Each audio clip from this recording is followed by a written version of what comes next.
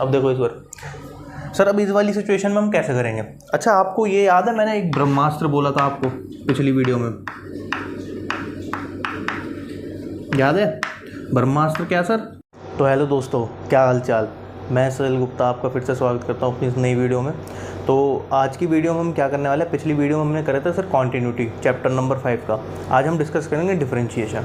ठीक है, तो आप जो है ना, मेरा टेलीग्राम का लिंक नीचे दिया हुआ है, उसमें ना मैं सारे असाइनमेंट अपलोड करता हूँ, तो आप उसको जाके ज्वाइन कर लेना। ठीक है, और ना अभी पहले मैं इसके कॉन्सेप्ट समझाऊंगा डेरिवेटिव के, कि मतलब डेरिवेटिव होता क्या है, तो मतलब शॉर्ट में समझाऊंगा, क्योंकि ये क्वेश्चंस की वीडियो है, PYQ की वीडियो है। ठीक है, फिर उसके बाद हम प्रीवियस ईयर क्वेश्चंस करेंगे इससे रिलेटेड। ठीक है, तो इसी के साथ शुरू करूँगा कि आपको तब तक नहीं रुकना है जब तक आपको अपने ऊपर गर्व ना महसूस हो। ठीक है, तो आइए देखते हैं। अब देखो इसमें सर, सबसे पहले सर डिफरेंशिएशन होता क्या है, पहले मैं आपको एक ना नॉर्मल उसका ओवरव्यू देता हूँ। सर डिफरेंशिएशन का मतलब होता है डिफरेंस, है ना। ज़्यादा डीप में नहीं बताऊंगा, सिर्फ ऊपर शॉर्ट में बताऊंगा।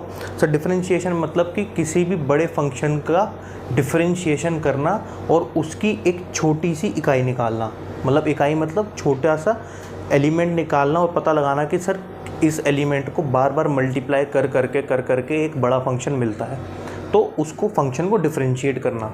ठीक है, इतनी छोटी छोटी मोटी बात में आपको समझ में आ गया होगा। देखो अभी तक तो सर डिफरेंशिएशन के ना कोई सम यूजफुल रिजल्ट्स हैं। वो क्या है sir, every polynomial, exponential and constant functions are differentiable. ठीक है, तो इससे क्या मतलब समझ में आया सर कि ना हर एक आपका पॉलिनोमियल, एक्सपोनेंशियल, कांस्टेंट फंक्शन जो होता है वो डिफरेंशिएबल होता है।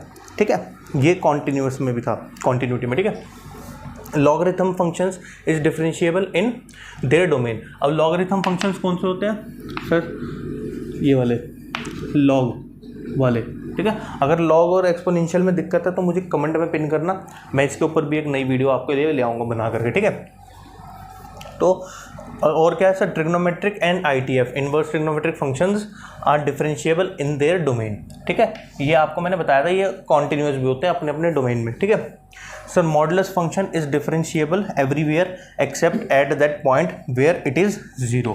सर कहने का मतलब क्या है कि अगर आप मॉड एक्स का ग्राफ देखोगे, ठीक है, तो मॉड एक्स का ग्राफ आपके पास कैसे आता है सर, ऐसे v बनता है और यहाँ पर ये 0 होता है। तो जहाँ पर ये 0 होता है वहाँ पर ये डिफरेंशिएबल नहीं होगा, बाकी हर एक पॉइंट पे डिफरेंशिएबल होगा।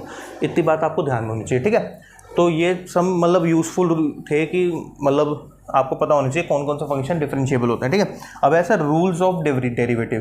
ठीक है, तो डिफरेंशिएशन के सम रूल्स होते हैं। ठीक है, कितने होते हैं सर, 4 रूल होते हैं। ठीक है, पहला रूल क्या है sir, sum and difference rule. ठीक है, तो सर अगर दो फंक्शंस आपको प्लस या माइनस में दिए हुए हैं और उनका डिफरेंशिएशन करना है, तो डिफरेंशिएशन क्या होता है सर, डिस्ट्रीब्यूट हो जाता है विद रिस्पेक्ट टू एक्स, है ना। तो डिफरेंशिएशन डिस्ट्रीब्यूट हो जाता है। अभी इसके बाद सर जब ये डिस्ट्रीब्यूट हो जाता है तो आप इनको अलग अलग डिफरेंशिएट करके प्लस माइनस कर दोगे। ठीक है, इतनी सी बात। अच्छा, डिफरेंशिएशन का रिप्रेजेंट कैसे होता है सर, इसको ऐसे लिखते हैं, जैसे कोई फंक्शन है, मुझे इसको डिफरेंशिएशन करना है उसका, तो मैं कैसे करूँगा सर, f' लिख दूंगा, या फिर क्या लिख दूंगा, d of f upon t of f। इसका मतलब क्या होता है sir, differentiation of f with respect to x, मतलब x के रिस्पेक्ट में डिफरेंशिएशन, मतलब फंक्शन f में क्या क्या चेंजेस आ रहे हैं, समझ रहे हो। मतलब कि फंक्शन के अंदर x के रिस्पेक्ट में क्या क्या चेंजेस आ रहे हैं हम वो निकालते हैं। मैंने अभी आपको बताया था ना सर, कोई फंक्शन का एक छोटा एलिमेंट निकालना और उस छोटे एलिमेंट से उसमें क्या क्या चेंजेस आ रहे हैं वो हम पता लगाते हैं डिफरेंशिएशन के थ्रू। ठीक है, अब चलते हैं हम आगे। ठीक है सर, अगला आता है सर प्रोडक्ट रूल। अब सर प्रोडक्ट रूल क्या है कि सपोज करो एक आपके पास फंक्शन है fx और एक आपके पास फंक्शन है gx। ठीक है, और ये आपस में इनटू में हो रहे हैं। ठीक है, मैं इसको सपोज करो u मान लेता हूँ, इसको v मान लेता हूँ ताकि ना आसानी रहेगी। तो यानी सर एक मेरे पास y है is equals to u into v. अब मुझे f' y निकालना है, तो मैं कैसे निकालूंगा सर, फर्स्ट का डिफरेंशिएशन, ठीक है, इनटू में देखो, और second as it is plus. ठीक है, अब फर्स्ट का डिफरेंशिएशन हो गया, सेकंड का डिफरेंशिएशन और फर्स्ट वाला एज इट इज। ये आपका क्या होता है सर, प्रोडक्ट रूल होता है। समझ में आया, यानी दो फंक्शन आपको दिए हैं u और v, तो सर पहले u का differentiation v as it is और फिर v का differentiation u as it is. Simple था, ये आपने 11th क्लास में भी पढ़ा हुआ है। ठीक है। अब आते हैं सर क्वेश्चन रूल में। अगर सर मेरे पास कुछ इस तरीके से हो, u अपॉन वी की कंडीशन में, सर u ऊपर v नीचे, तो इसमें क्या होता है सर, y डैश मुझे डिफरेंशिएशन करना है, तो मैं कैसे करूँगा सर, नीचे v का स्क्वायर, सबसे पहले नीचे वाले का स्क्वायर कर देना है, ठीक है। फिर सर ऊपर वाले का डिफरेंशिएशन और नीचे वाला एज इट इज़ मल्टीप्लाई में, क्या बोला मैंने, ऊपर वाले का डिफरेंशिएशन, नीचे वाला as it is v minus, ठीक है। माइनस करने के बाद क्या sir, u as it is और v का डिफरेंशिएशन, ठीक है। ये आपके पास क्वेश्चन रूल हो जाता है। ध्यान से देखो सर, ये ऊपर प्रोडक्ट रूल ही है, बस बीच में क्या आ जाता है, माइनस का साइन आ जाता है, ठीक है। आपको समझ में आया होगा। अब देखो चेन रूल क्या होता है सर, चेन रूल होता है कि अगर आपको y is equals to F U दिया हुआ है और u is equals to F X दिया हुआ है, और आपसे पूछ ले कि सर डी वाई में क्या चेंज आएगा डी एक्स के रिस्पेक्ट में, ये आपसे पूछ लिया, मतलब कि फंक्शन देखो अलग अलग है, y जो है u के रिस्पेक्ट में फंक्शन है और u जो है x के रिस्पेक्ट में फंक्शन है। तो हम इसको कैसे करेंगे, तो देखो मुझे D Y upon D X निकालना होगा ना, तो मैं कैसे निकालूंगा सर, सबसे पहले मुझे इसको डिफरेंशिएट करना पड़ेगा किसके रिस्पेक्ट में, डी यू के रिस्पेक्ट में, और इसको डिफरेंशिएशन करना पड़ेगा किसके रिस्पेक्ट में, डी एक्स के रिस्पेक्ट में। और मैं इन दोनों को जब मल्टीप्लाई कर दूंगा तो देखो डी यू से डी यू कैंसिल हो सकता है और d Y upon D x आ जाएगा मेरे पास। यानी ये आपके पास क्या होता है सर, चेन रूल, ठीक है। हालांकि चेन रूल और प्रोडक्ट रूल आपस में मतलब रिलेशन रखते हैं, लेकिन अलग अलग दिया हुआ है तो मैंने अलग अलग इसको करा दिया, वैसे दोनों सेम ही है, ठीक है। अब देखो ध्यान से सर, सम स्टैंडर्ड डेरिवेटिव्स, ठीक है। अब हमें कुछ डेरिवेटिव्स के बारे में पता होना चाहिए। सर देखो D upon D X of constant, ये सी क्या सर, सी इधर क्या है, कॉन्स्टेंट, ठीक है, सी एक कॉन्स्टेंट है। अब सर मैं किसी भी कांस्टेंट का अगर डिफरेंशिएशन कर रहा हूँ वो जीरो हो जाएगा, ये बात ध्यान रखना हमेशा, ठीक है। तो क्या बोला मैंने सर, किसी भी फंक्शन का डिफरेंशिएशन मतलब किसी भी कांस्टेंट का डिफरेंशिएशन मैं करता हूँ तो वो जीरो होगा।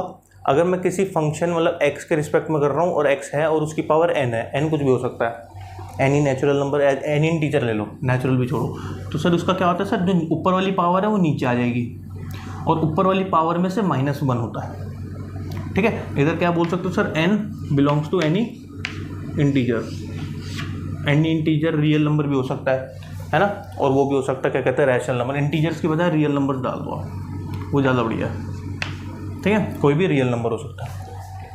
अब देखो D upon D X of exponential, इसको एक्सपोनेंशियल फंक्शन कहते हैं। तो एक्सपोनेंशियल फंक्शन की एक खास बात होती है सर, डिफरेंशिएशन और इंटीग्रेशन।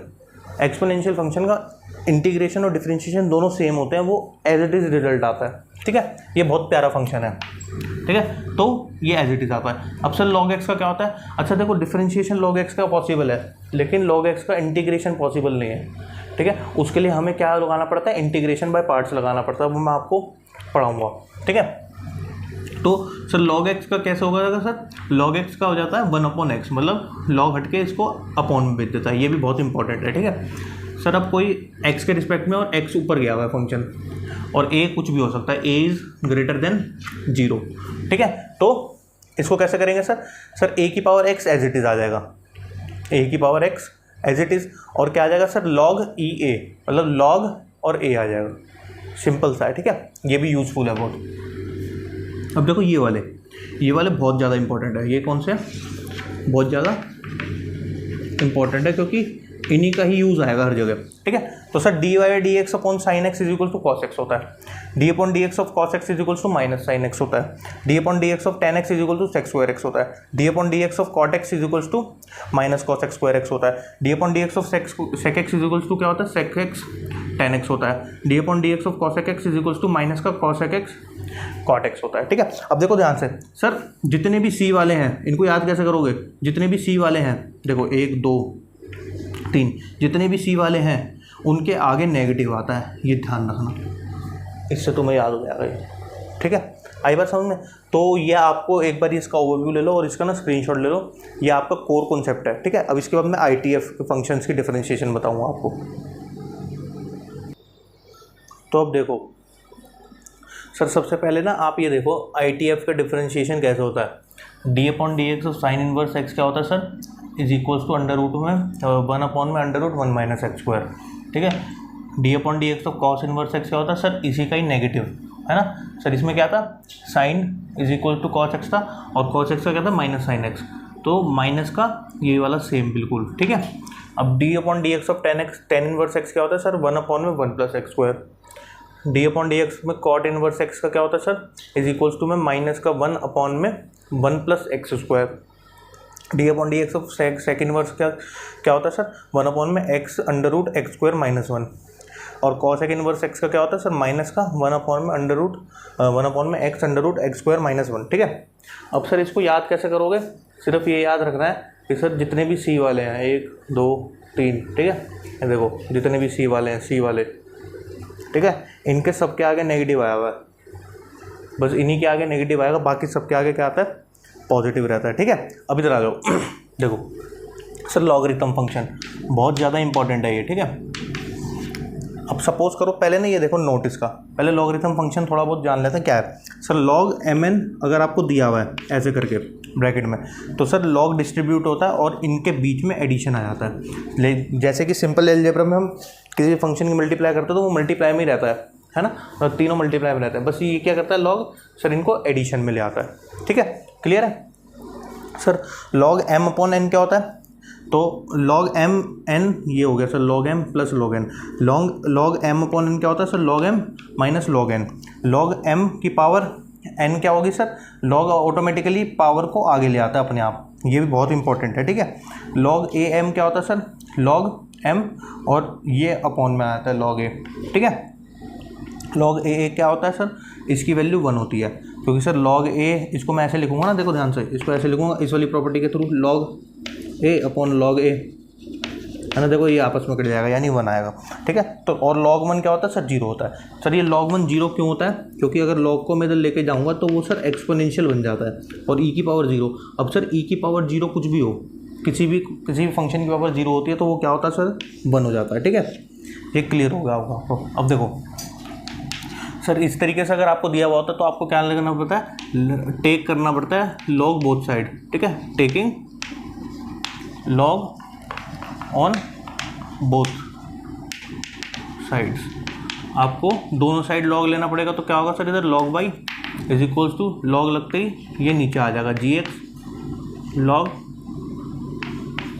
fx, ठीक है। अब इसको डिफरेंशिएट कर देना है, तो सर इसको डिफरेंशिएट कर दोगे तो उसके बाद आपकी सिचुएशन सॉल्व हो जाएगी। यानी कहने का मतलब क्या है कि अगर आपके पास फंक्शन के ऊपर फंक्शन आ रहा है तो आपको वहाँ पे उस वाले क्वेश्चन में log लेना है, ठीक है। इतनी बातें आपको ध्यान में रही, ठीक है। अब देखो इस पे आते हैं, differentiation of a parametric function. तो अब क्या आता है sir, differentiation of parametric form, ठीक है। तो x is equals to ft और y is equals to gt। इसमें क्या होता है सर कि ना आपको दो फंक्शंस दिए हुए होते हैं, वो ना पैरामीटर में दिए हुए होते हैं, कोई पैरामीटर t में, ठीक है। जैसे कि ये फंक्शन दिया हुआ है x is equals to this और y is equals to gt, ठीक है। तो सर इसको कैसे निकालते हैं, अगर आपसे पूछेगा सर कि ना dy/dx निकालो, इसका dy/dx मुझे निकाल के देता हो, तो कैसे निकालोगे, तो आप क्या करोगे सर, इसको डिफरेंशिएट करोगे विद रिस्पेक्ट टू t और इसको डिफरेंशिएट करोगे विद रिस्पेक्ट टू t, क्योंकि सर फंक्शन आपका t पैरामीटर में है। तो आप रिजल्ट कुछ इस तरीके से निकालोगे सर, dy/dt अपॉन dx/dt कर दोगे, क्योंकि आपको क्या चाहिए, dy/dx। अगर आपको चाहिए होता सर dx/dt, फिर क्या करते, तो आप ऊपर रख देते सर dx/dt और नीचे क्या रख देते आप, dy/dt, ठीक है। तो ये आपको ध्यान रखना है, dx/dy, ठीक है। अब सर क्या दिया हुआ है नोट कि sir dy/dx is expressed in terms of parameter only without directly involving the main variables x and y, ठीक है। इनको बिना इन्वॉल्व करे हुए सिर्फ पैरामीटर में ही आपको लिखना है, ठीक है। तो sir difference of function, differentiation of a function with respect to another function, ठीक है। इसका मतलब क्या है कि सर अब सपोज करो आपका y is equals to fx दिया हुआ है और एक z इक्वल्स टू fx दिया हुआ है, ठीक है। अब आपसे बोल रहा है कि सर आप ना इसमें dy/dz निकालो, तो कैसे निकालोगे आप सर, सबसे पहले इसका डिफरेंशिएशन करोगे, इसका डिफरेंशिएशन क्या करोगे, विद रिस्पेक्ट टू x, है ना, तो आपके पास कुछ ना कुछ रिजल्ट आएगा, और इसका डिफरेंशिएशन करोगे विद रिस्पेक्ट टू जो फंक्शन में दिया हुआ है x के रिस्पेक्ट में। इन दोनों का डिफरेंशिएशन करने के बाद आपको क्या चाहिए, dy/dz, तो dy वाली ऊपर और dz वाली नीचे, ये आपके पास रिजल्ट आ जाएगा। अगर वो मांगता आपसे कि sir d z upon d y निकालो, मतलब जेड के रिस्पेक्ट में और जेड का differentiation with respect to y, तो क्या करते थे आप, सर ऊपर d z upon D x रख देते और नीचे d Y upon D x रख देते, ये आपके पास रिजल्ट आएगा। ठीक है, अब आप इसका स्क्रीनशॉट ले लो फटाफट। अब हम क्वेश्चंस करते हैं इसके। ठीक है, तो अब देखो बेटा, इसमें समझते हैं some useful substitutions for finding derivative. ठीक है, तो सर अगर आपको एक एक्सप्रेशन दी हुई हो कोई, है ना, और उसका आपको क्या करना हो, सब्स्टिट्यूशन, मतलब कि उसके अंदर आप क्या लेट करो, ये आपको पता होना चाहिए। ठीक है सर, जैसे पहला आपके में दिया हुआ ए स्क्वायर प्लस एक्स स्क्वायर, ठीक है, दूसरा आपको क्या दिया हुआ हो सकता है, ए स्क्वायर माइनस एक्स स्क्वायर, तीसरा आपको क्या दिया हुआ हो सकता है, अंडर रूट में ए माइनस एक्स ए प्लस एक्स, और अंडर रूट में ए प्लस एक्स अपॉन में ए माइनस एक्स। ठीक है, और क्या दिया हुआ हो सकता है सर, अंडर रूट में a square minus x square और a square plus x square, और अंडर रूट में a square plus x square upon में a square minus x square, ये आपको गिवन हो। ठीक है, तो इसके अंदर आप क्या क्या सब्स्टिट्यूट करोगे ये समझते हैं। ठीक है, अब सबसे पहले आपको क्या आइडेंटिटीज पता होनी चाहिए सर, ये वाली sine square x plus cos square x equals to 1, 1 plus tan square x equals to sec square x, 1 plus cot square x equals to में कॉस एक्स स्क्वायर एक्स, ये तीन आपको पता होनी चाहिए। ठीक है, अगर सर मैं इसको कुछ इस तरीके से लिख सकता हूँ, देखो 1 minus sine square x equals to cos square x, या फिर 1 minus cos square x equals to sine square x लिख सकता हूँ मैं इसको, है ना। और इस वाली प्रॉपर्टीज़ को मैं कैसे लिख सकता हूँ, थोड़ा सा समझना। ठीक है, इस वाली प्रॉपर्टीज़ को तो आप ऐसे ही रहने दो, इनमें कोई भी दिक्कत नहीं है। ठीक है, लेकिन हाँ मैं इन दोनों को ऐसे लिख सकता हूँ कि sir tan square x equals to में सेक स्क्वायर एक्स माइनस 1, और कॉट स्क्वायर एक्स में क्या लिख सकता हूँ sir, cos x square x minus 1, ये लिख सकता हूँ मैं इसके अंदर। ठीक है ना, तो ये आपके पास प्रॉपर्टी। अच्छा, इसके अंदर ना दो और प्रॉपर्टी मेंशन कर देता हूँ मैं, जिससे ना आपको सारा क्लियर हो जाएगा। सर एक ऐसे भी तो हो सकता है एक्स स्क्वायर माइनस ए स्क्वायर, ये भी गिवन हो सकता है आपको।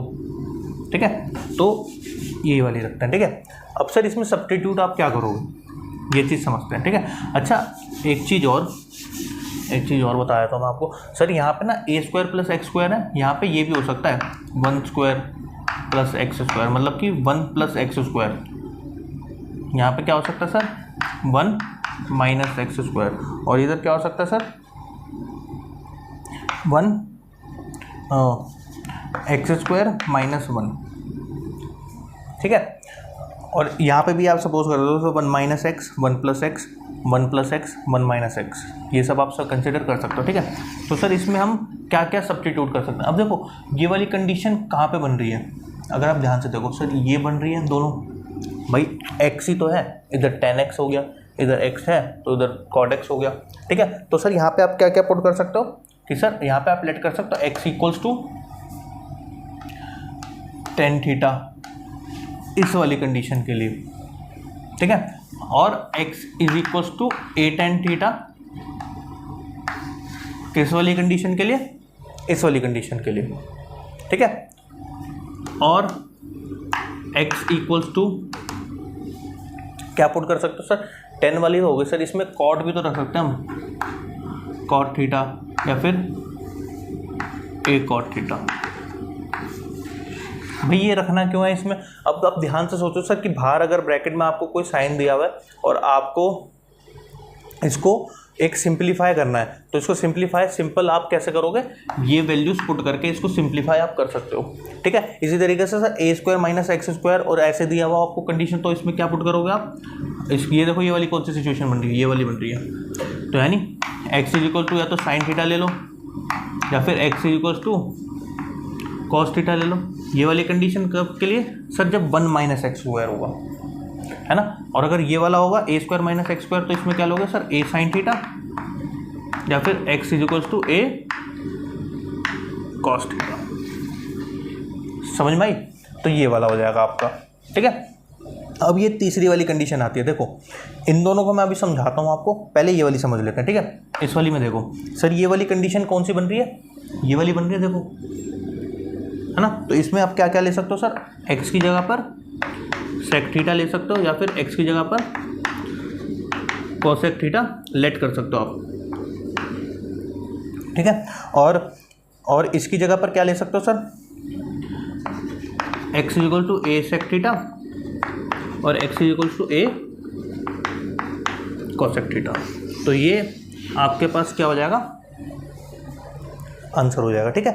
मतलब कि कहने का मतलब क्या है कि सर इसको सिंप्लीफाई करना है, आपको सिंप्लीफाई करने के लिए आपको कुछ ना कुछ लेट करना पड़ेगा। अच्छा देखो, ये सब चीज़ मैं आप मान के चल रहा हूँ कि आपको डिफरेंशिएशन आता है और आप इसको एक कॉन्सेप्ट के रूप में देख रहे हो, और यहाँ तक आपने देख लिया, तो इसका मतलब आपको वीडियो अच्छी लग रही है, तो प्लीज़ इसको लाइक कर दो वीडियो को, ठीक है। अब देखो इस बार सर, अब इस वाली सिचुएशन में हम कैसे करेंगे। अच्छा आपको ये याद है, मैंने एक ब्रह्मास्त्र बोला था आपको पिछली वीडियो में, याद है ब्रह्मास्त्र क्या सर, क्या था ब्रह्मास्त्र, cos 2 थीटा और एक sin 2 थीटा। तो सर cos 2 थीटा क्या होता है सर, इसको मैं लिख सकता हूँ 2 cos स्क्वायर थीटा -1 या फिर 1 माइनस 2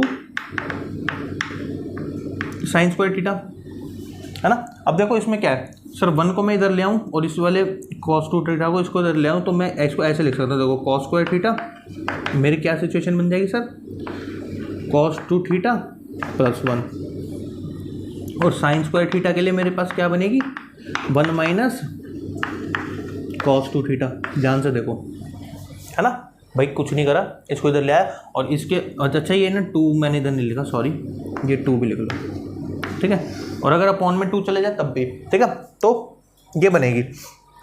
तो यानी अगर आप देखो ध्यान से ऑब्जर्व कर रहे हो सर, ए माइनस एक्स, तो ए माइनस एक्स बन रही है, देखो ए माइनस एक्स। भाई इसको मैं इन दोनों को मैं ऐसे भी तो लिख सकता हूँ sir, 1 minus x upon 1 plus x. तो मुझे एक्स ही तो लेट करना है, तो मैं यहाँ पे एक्स क्या लेट कर सकता हूँ सर, ए कॉस 2 थीटा, ए कॉस 2 थीटा लेट करते ही सर ऊपर क्या बन जाएगा मेरे पास, ऊपर बन जाएगा cos स्क्वायर एक्स, नीचे क्या बन जाएगा sin स्क्वायर एक्स, 2 से 2 कैंसिल हुआ और क्या बन जाएगा सर 10 cot स्क्वायर एक्स, और फिर मेरे पास रूट से रूट कट जाएगा, तो मेरा आंसर cot एक्स हो जाएगा। समझ में आई, ठीक है, समझ में आई होगी। और क्या पुट कर सकते हो सर इसके अंदर, सिर्फ यही पुट कर सकते हो आप, ठीक है। अगर सिचुएशन इस तरीके की दी हुई होगी तो इसमें आप डायरेक्ट क्या पुट कर दोगे, इस वाले में x इज इक्वल्स टू ए है नहीं, तो डायरेक्ट cos 2 थीटा पुट कर दोगे, ये ध्यान रखना, ठीक है। और ये वाला, अब इस वाले में क्या आएगा सर, इस वाले में स्क्वायर दिया हुआ है, तो x की जगह पे क्या पुट कर दोगे, ए स्क्वायर cos 2 थीटा, तो आपका काम हो जाएगा। अच्छा एक्स स्क्वायर की जगह पे पुट करोगे, ठीक है, लेकिन क्या है कि पुट वही करना है, ठीक है। तो आप यहाँ पे स्क्वायर भी रहने दो, कोई दिक्कत नहीं है। अच्छा चलो कर दो, या इसको ऐसे रख दो सर, एक्स के इसमें भी पुट कर दोगे ना डायरेक्ट, तब भी आंसर आ जाएगा, नहीं तो फिर आपको क्या करना पड़ेगा, इसको ऐसे ऐसे करके पुट करना पड़ेगा, ठीक है। तो आप ये वाले पुट कर देना इसके अंदर, ठीक है। तो ये आपका क्या था सर, सब्स्टिट्यूशन था, ठीक है। तो मैं ऐसा करता हूँ कि ना ये सारे आपको कॉन्सेप्ट्स मैंने समझा दिए। अच्छा ये जो सब्स्टिट्यूशन ना आपका ना ITF में भी काम आता है, और कहाँ पे काम आएगा, इंटीग्रेशन में काम आएगा, ठीक है। इतनी बात आई आपको समझ में, ठीक है। तो इस वीडियो में ना सिर्फ कॉन्सेप्ट्स रखते हैं डिफरेंशिएशन के, ठीक है। तो आप बताना आपको वीडियो कैसी लगी, और ना इसको मतलब आप एक ना वन शॉट की तरह ले सकते हो इस वीडियो को, ठीक है, कि मतलब सारे आपको कॉन्सेप्ट्स बता दिए मैंने डिफरेंशिएशन के। अब इसके बाद हम अगली वीडियो में क्वेश्चंस करेंगे, ठीक है। तो आई होप सो कि आपको समझ में आया होगा, ठीक है। तो प्लीज़ लाइक करें, चैनल को सब्सक्राइब करें और ऐसी मेरी वीडियोज़ देखते रहें। Thank you.